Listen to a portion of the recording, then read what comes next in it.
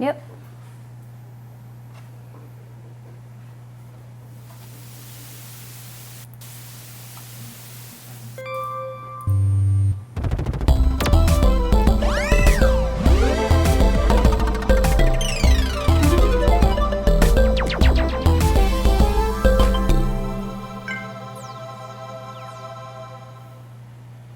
And live from New York, live from the desk of Lady Ada. You're in New York. Hi, I am in New York. In New York, I am in you, and I am Lady Ada, and I am in me too. It's very metaphysical. With me is also, of course, Phil. Hello. On camera control, the deep baritone voice coming from the beyond. So we're back on our schedule to be doing Desk Lady Ada's at not 3 in the morning, which I'm pretty excited about. Thank you for everybody who tuned in to our Pi 3 special a few days ago. It took me a day or two to recover. I can definitely stay up till 3 in the morning, but I definitely need more Red Bull. So that's what I was lacking. But This Desk of Lady Ada brought to you by Red Bull. It gives you wings, feather wings. okay. Oh yeah, you know what? This is going to be the weirdest trademark infringement ever I know we're gonna take because that. it's like Red Bull would. I mean, they do electronic They sponsorship used to stuff. sponsor like DEF CON and stuff. You know, we'd go They to should DEF do CON and they would. Red Bull feather wings. They totally should. That'd do be that. that'd be cool. And we actually aren't going to be doing any feather stuff today, but we will get back to feather stuff. We were talking only a few minutes ago about a new feather that we're coming out with soon, the Wicked Feather. We'll show that maybe in progress as we wrap that up on more Desk Lady A's. But today we're actually going to go back to a project that was actually a few months ago. We did some code with, and I'm actually getting into the manufacturing stage. Took some time off to work on feathers instead.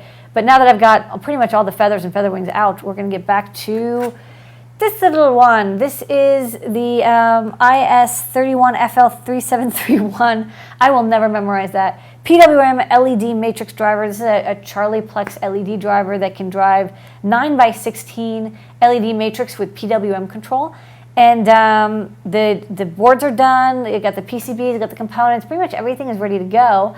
We're ready to go into manufacture in the next day or two, and now I do what I spend most of my time on, which is testers. So not only do I have to work on designing the products and writing the code, but I also have to design the product that tests the products.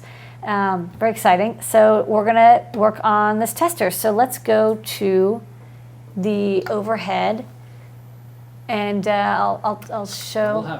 We can have split screen later. I'm hiding over here. Hello. Hello. But we can also, yeah, here you go. Yeah. So this is a tester, and I'll show it when we go to the computer. I'll show the EagleCAD, and actually it's upside down because I made a little bit of a mistake when I designed this, which happens because I was like, well, I just have to get it working. But basically, the way the final design for this works is the LED grid plugs into the matrix controller backpack. So you've got this Charlie Plex LED grid, and then it plugs into this. So you get one of each.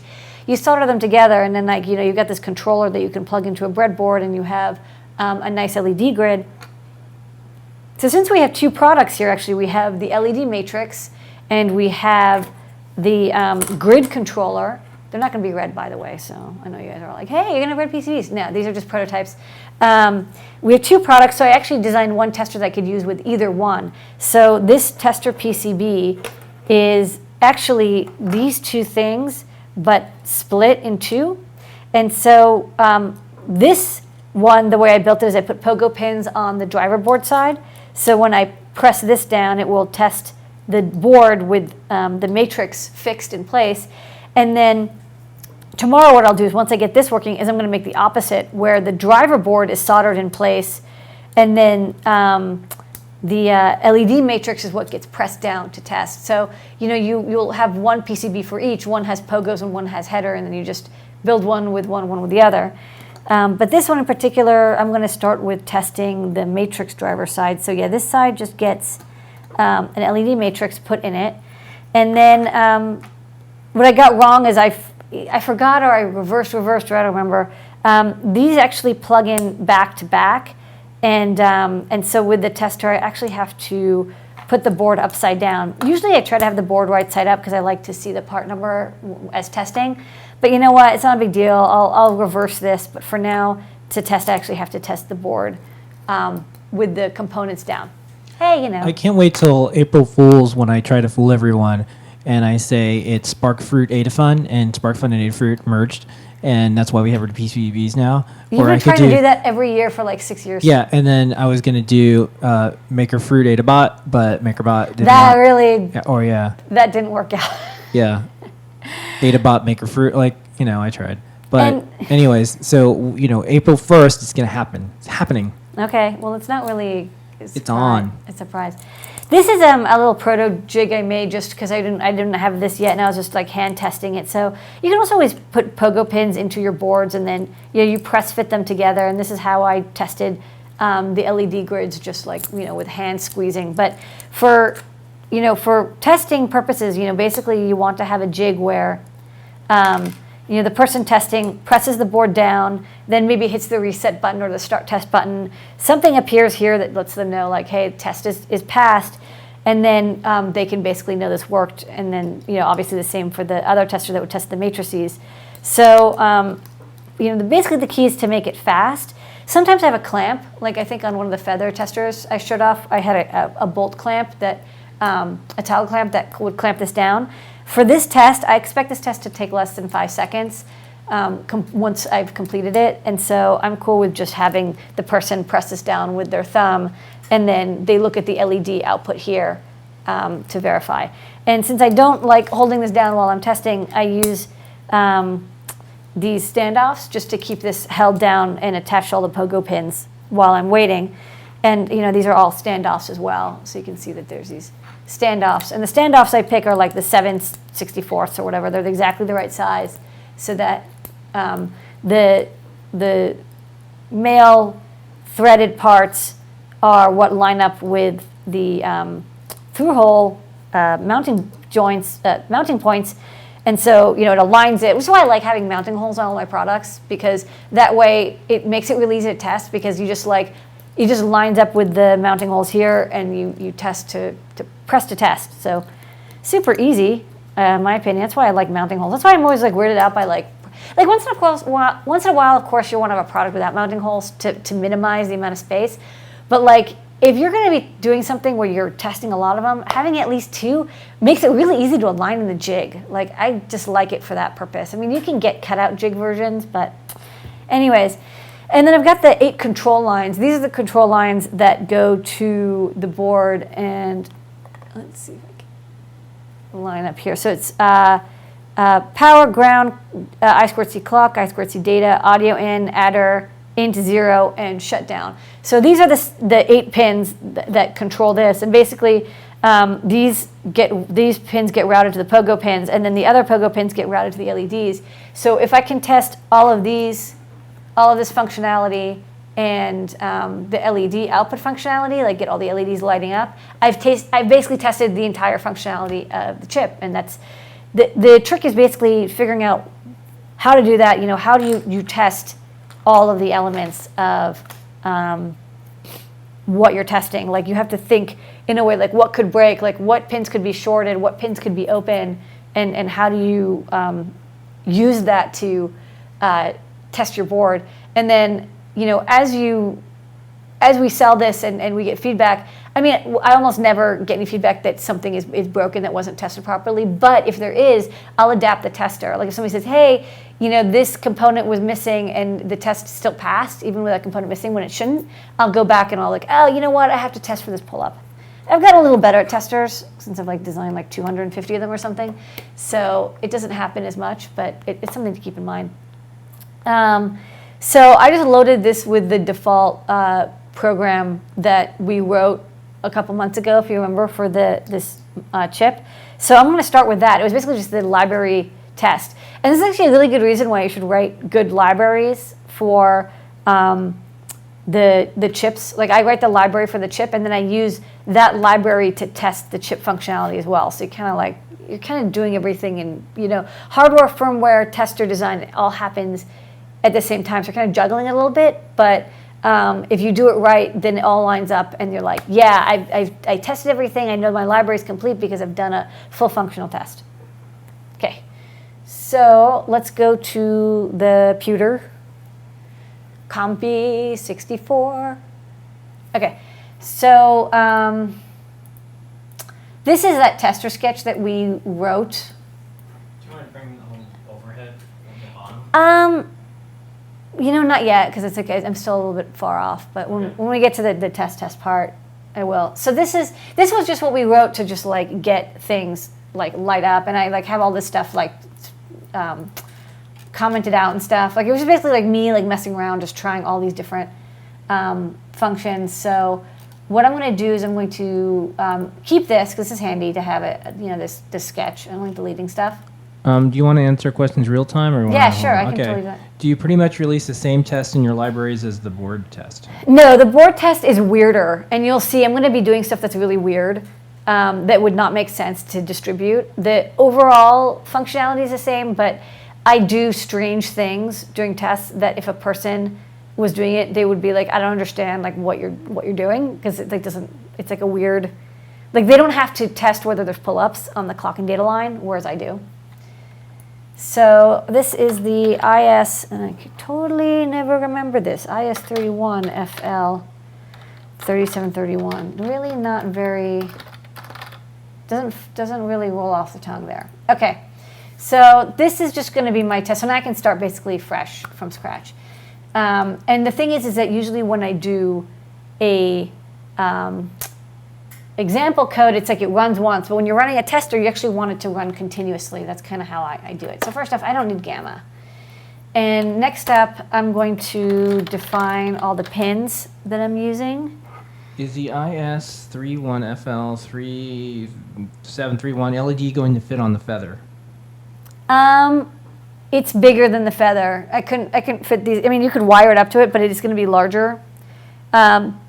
I can make a version that's for the feather, but it would drop a lot of the LEDs because it's significantly larger. Unless I want to go to 0402 LEDs, which I'm not really excited about doing. So you have audio adder. Adder is the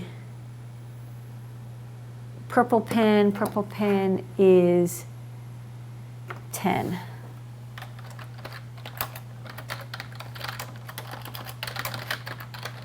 Into B. Okay, so we're not probably going to get to the whole thing, but we'll start, and I'll show you kind of like some of the things that I do. IS31FL test. So normally what you do is in your setup, you have all your code that does the program, but actually what I do is I put it in the loop.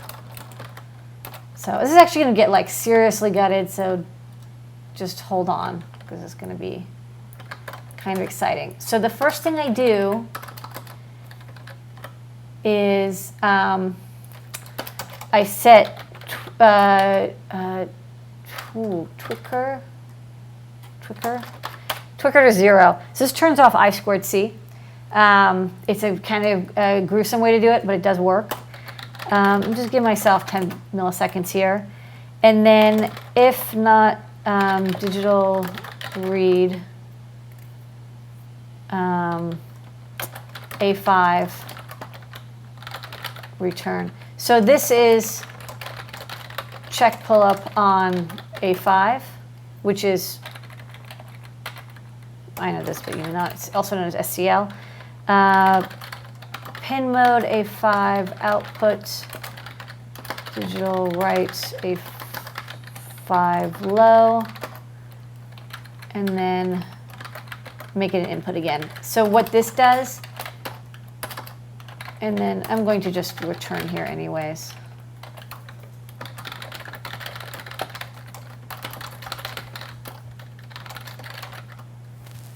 Actually, you know what, did I? Oh, I forgot to set the resolution on this. No wonder, I'm like, why is it so hard to read? Okay, so that's easier for you guys to read. So I'm going to basically check that and I'm going to put, just so it doesn't scroll super fast. Oh man, no, I want you to stay on this resolution. Keep. Okay. I want to basically check if that pull-up exists. So what I have to do is turn off wire I2C. I set that pin to an output, pull it low, release it as an input, and it should float up automatically to high. So we're going to use a Metro on 16, upload this.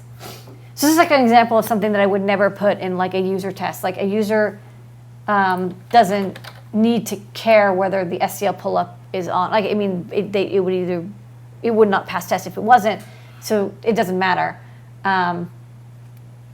But for me, I like testing to make sure that that pull-up is in place. Okay. Gonna take a second here. And then open the serial monitor.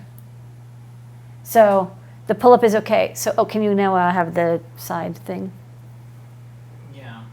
What I'm gonna do.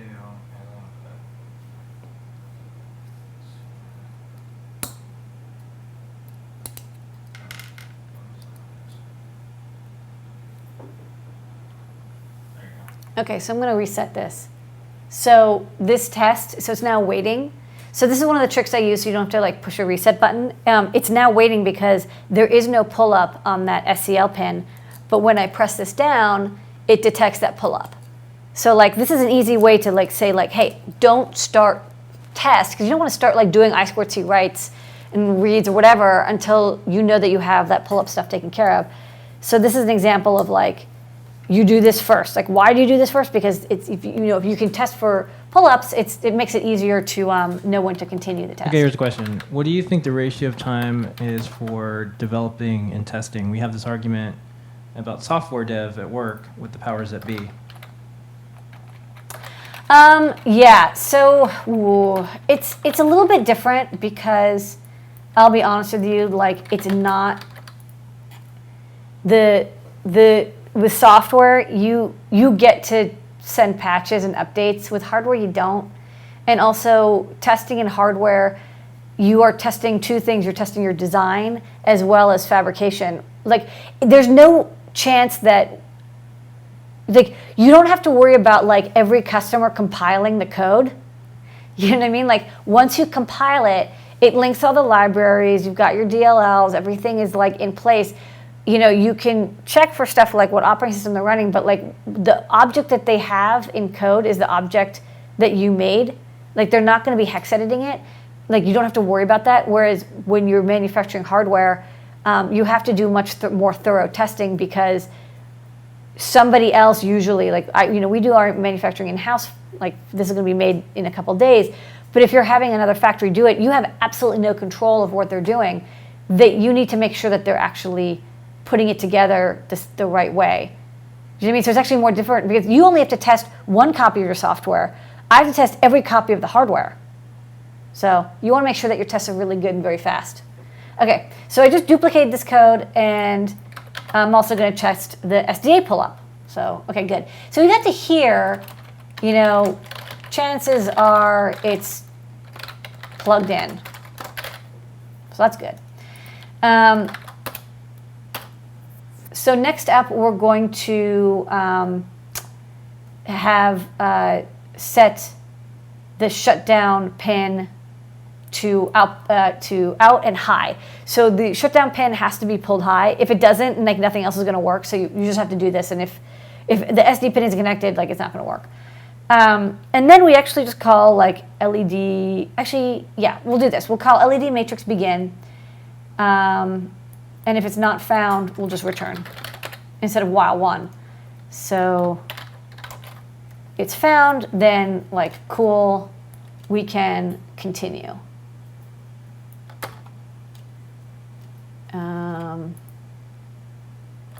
And then I'm going to paste this in. So what we will do is it will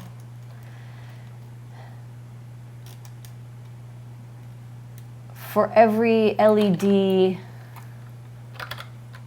it will fill, and then it will, actually, I'll just do that. It'll fill every pixel.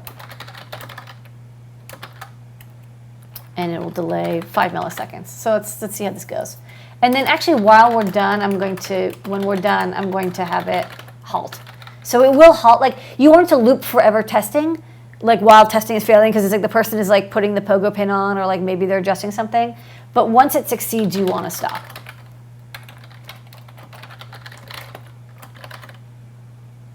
So let's do this.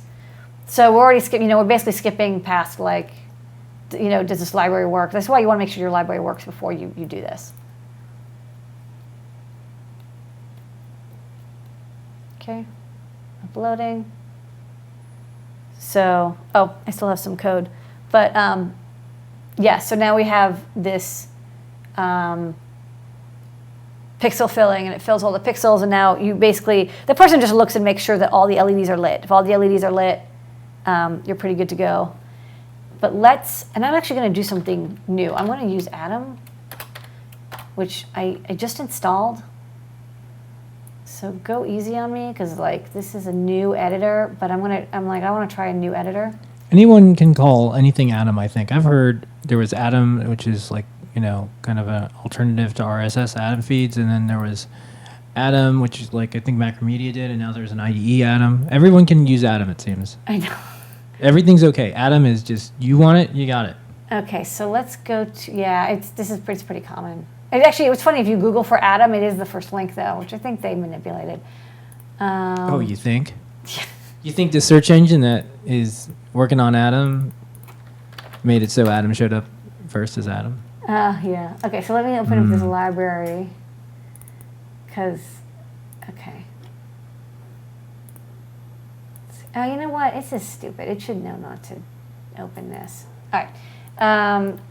So I have some serial debug prints, and I'm going to get rid of those, because honestly, I'm done with the debugging part. So let's just clear these out. Yeah, I'm not used to this like editor. And let's try. Yeah, kind of not like this should know not to open tilde things. So now we should have less serial output.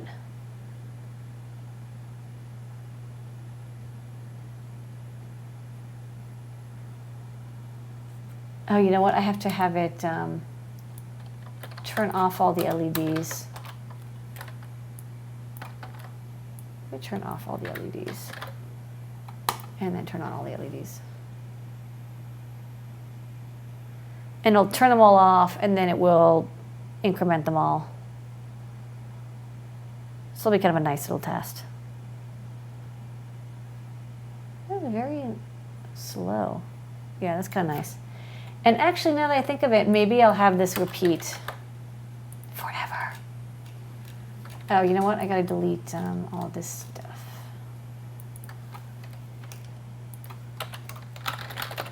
I'll do it. Okay. Yeah, I'm just gonna do the audio input test. So, when you're testing, you might have to add stuff or do stuff to add functionality.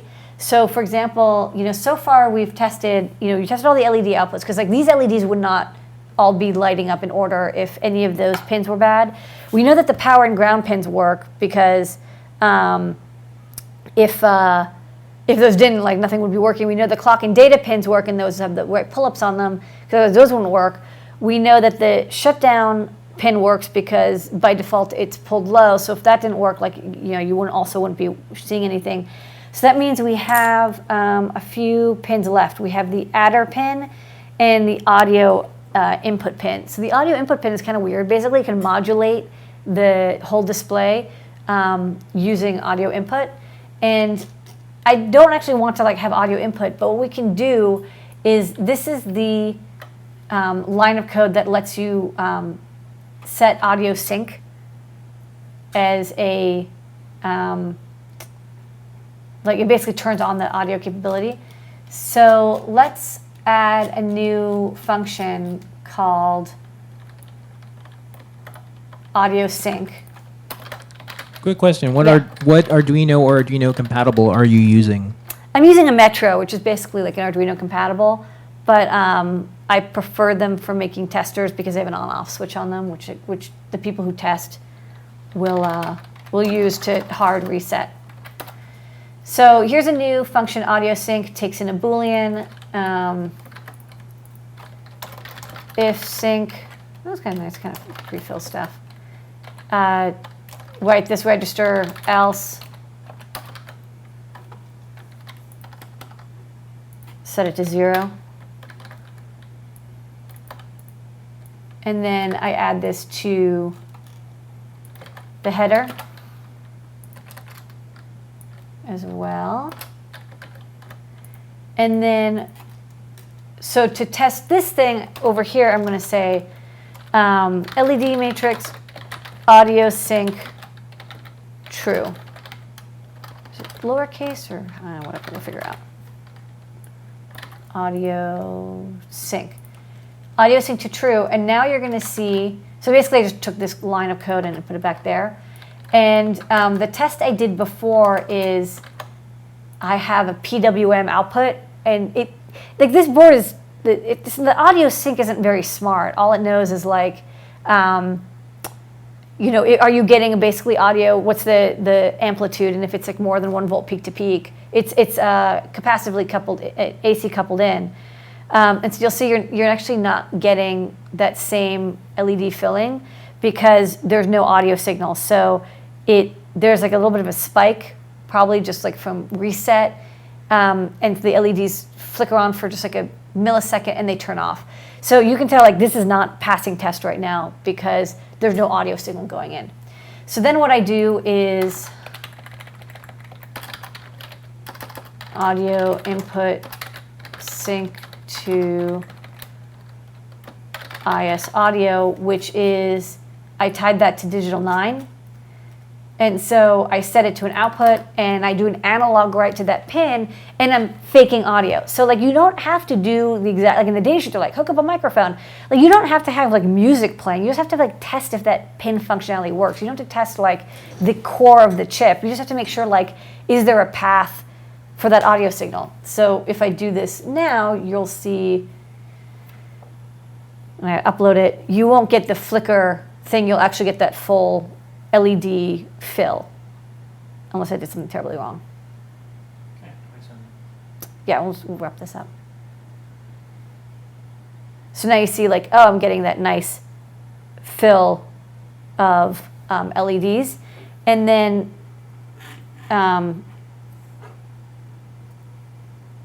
if you just connect the audio line, which is digital 9, it stops working. So you do have to have, you know, if that pin doesn't get connected, it won't work. So that's kind of like a good thing. That's another way to test if you're doing a digital hardware, like test of the, if you're testing the, if you're testing the function of a pin, like a hardware pin, disconnecting that pin will let you know if something started working or not. So that's good. Do you want to answer a very basic question? Yeah, let's go answer. What's a LED driver? LED driver is something that will control LEDs for you. And if you're driving, like for example, it's 144 LEDs. Instead of having 144 pins, I have one chip with Charlie plexing capability, and it controls all the pins for me, the LEDs for me. Well, that's interesting. They're kind of flipping out a little bit. I think it doesn't necessarily like the audio stuff, so I think after, I guess it's fine actually. Maybe I'll set this to be 10, see if that changes anything. So yeah, that's pretty much testing. I mean, I think that this is a good demo. I'm not done with this tester. I'm going to still test the adder pin, so that will, that will let me test whether the address change capability is working. So I'm going to write some example code for that. And then I might have the final LED sweep have like a slightly more beautiful like PWM effect. So you're really seeing that every LED is lit and PWM'd. But that's pretty much it. Like this is the process of designing a tester. And while you're doing this, like you're also editing library code to add in the hooks that you need to test the hardware that you need to test. So this is what goes into it. And this is like we test every single thing that we pick and place at Adafruit. Oh, hey. Two lady Adas. Hello. we test everything, and it's important for us because we want to make sure that when people get hardware from us, that it works. It works out of the box. And if I can, this test, for example, you can see that the test procedure takes like 2 to 3 seconds. That's really important because all the time that it takes to test something adds to the loaded cost. You can't just add up the component cost and say that's the cost.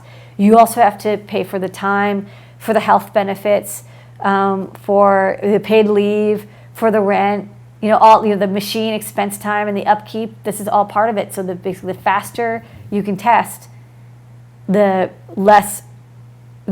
more you can make faster, better, and keep the prices reasonable. Yeah, and speaking of, we do the manufacturing in USA. We pay great wages. We have great health benefits.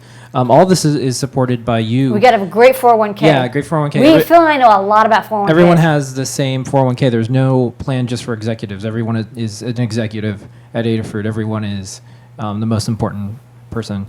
So all that costs money. And so we also decided not to take a loan or venture capital so executives can't ruin our company. And board of investors running the company. Maybe one day we would, but right now we're not going to. So that just means please pick up some electronics. This is why we do these video shows. We could fly people around the world and try to market events where no one sees, that no one can go to, or we can put it out there on the internets where more and more people. Well, I'm hooked in. I was going to lower this because... Yeah, someone said that I know it appears that the screen is really big. It's not. It's the back of an iMac. It seems like it's a really big screen, but just because of the way the camera. We have a fisheye. It's a fisheye camera. Yeah. So my arm gets smaller as I go over here. Yeah. Someone had a question about if they wanted to buy Raspberry Pi 3 and they're from Mexico. I suggest check out the international resellers that probably have it in your area, or you can get one from Adafruit in the next couple days. But Element 14, DigiKey, all the places where they have a local reseller, it'll probably be faster and easier, but there is limited availability. Yeah, I don't even have one. I have not. Yeah, people are like, have you ported to libraries yet? And I'm like, I don't even have one. Yeah. But hopefully I'll be getting one tomorrow, which would be awesome because I would love to do some power tests. And also people are talking about how there might be the temperature of the of the chip might be a little high. I'd like to get we have a multimeter with a K thermocouple. I'd like to maybe have it run a test, and we'll do some thermal checking. And you get that FLIR camera, so we can. FLIR. What? It's called FLIR, isn't it? I forgot. I have one of them. Yeah. Yeah. I don't think it's FLIR. I think I have another one. It's like a FLIR knockoff. This is like a trademark. I don't know. Garbage fire. But yeah, it works. We'll take a photo of it because I'm actually curious. Okay. So yeah, that hopefully will be coming up maybe on Thursday. We'll do that. Don't forget tomorrow. Yeah. So we have our shows. Yeah, tomorrow is show and tell at 7:30 p.m. Eastern time, and you can go to google.com/+Adafruit and just look for the link at 7:30 p.m. Eastern time, and then at 8 p.m. we have Ask an Engineer. We've been doing it for 6 years. Also, another example of not having any sponsorship or any ads or anything. We just answer questions and show you new products and all the cool stuff. We'll be talking about the Pi 3. Pi 3, yeah. Yeah, and then we have some shows from Tony DeCola. We have Noah and Pedro on 3D Hangouts. We're going to be doing a neat video series with Colin in addition to the Colin's Lab. We got that coming up. It is just like Circuit Playground is coming out in a couple weeks. We're gonna have the developer edition. Yeah, not the kids show. This is a board. This is the PCB that I've been working on from Desco Lady Ada, Circuit Playground. So, which maybe we'll do Circuit Playgrounds about it. But we'll check it out. I finished the Witness, so I can get back to engineering, which is good. Yeah. So, anyways, that's our story. So if you want to pick up some electronics, this is what we're doing all the time. There is no other Lady Ada. This is how we do stuff. Okay. My bed is over there. Yeah. Do you want me to grab the cat? He's not here. No. No, there's no cat. He totally escaped. No, you know what? We'll have cat cam next time. Okay. I can't control the cat. All right. Thanks, everybody. Okay. Bye-bye, everybody. Cheerios. Subscribe, hit like, all that stuff. I sound like Jason Scott. That's not so bad.